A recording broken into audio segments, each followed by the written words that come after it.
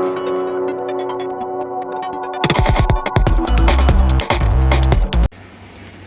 guys, for today, my lunch ay magluluto ako ng salmon head.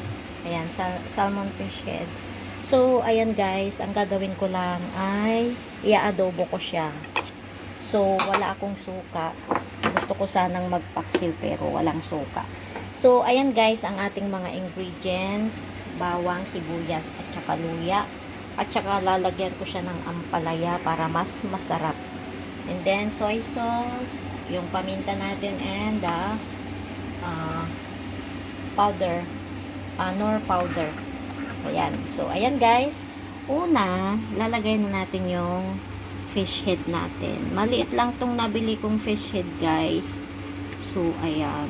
Wala siyang masyadong, hindi yung malaki na nabili ko. Wala siyang masyadong meat sa dito sa parteng ulo niya. So, ayan. Lalagay na natin yung ginger.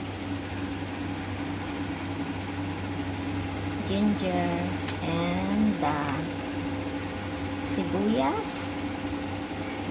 Ayan. Sibuyas and the bawang.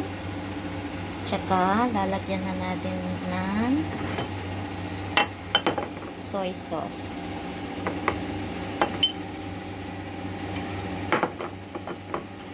Ayan, lagay ko na lahat yung soy sauce guys kasi unti na lang yung natira. Ano ba yan? Nag-ano na siya. So, ayan guys. So, nalagay na natin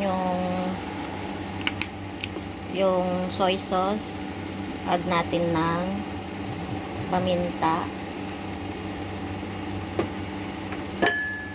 Then, the chicken powder.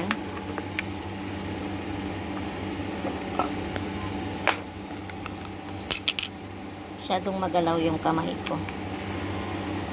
Chicken powder. And then,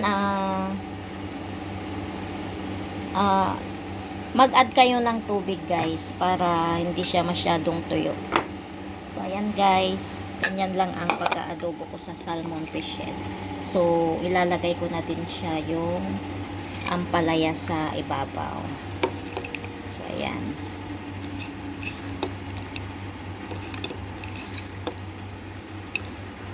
So, and then, sasalang na natin siya, guys.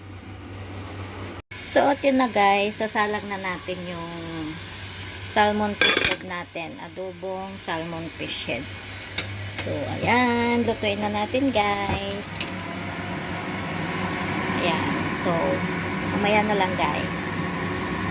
So, guys, luto ng ating adobong salmon fish head. So, ayan, guys. Nandun na siya sa ilalim. So, ayan guys. Salamat. Thank you for watching. I-try nyo guys. Sobrang sarap siya. Tapos, tapos may sili kayo. So, ayan guys. Thank you. Bye. At ako'y kakain na. God bless everyone.